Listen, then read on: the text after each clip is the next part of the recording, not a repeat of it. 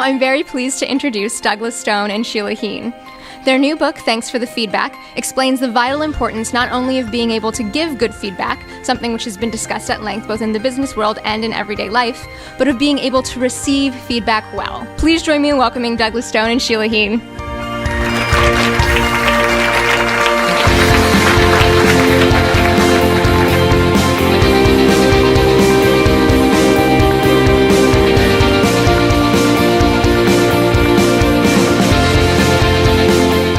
When we get feedback, we tend to hear it through this frame of, is this feedback right or is it wrong? And what we're really listening for is what's wrong about the feedback. So how many people would say you're pretty sensitive to feedback? You got pretty wide swing and it takes you a while to recover. Okay, now how many people would say you're pretty even keel?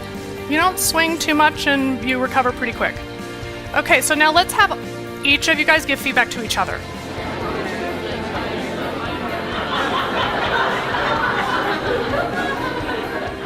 People would say, well, but then what about when you get feedback that's just totally unfair and off base and wrong and your boss doesn't really understand what you do? What do you do about that?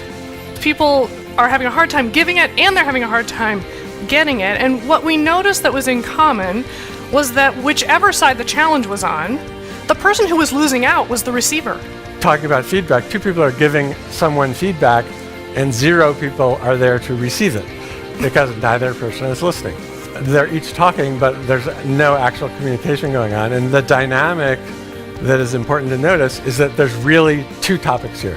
The problem isn't that they're each choosing to talk about those topics. The problem is that they're talking about them at exactly the same time, and neither one is actually listening.